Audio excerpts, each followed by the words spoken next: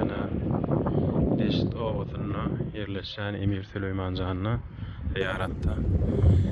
Meniň tanıyanlarymyň, meniň tanajaklarymyň, meni tanajaklarym, meniň tanajaklarymyň Muhammed ümmetynyň Emir Süleyman Can Allah Taala'dan bilegedip ber.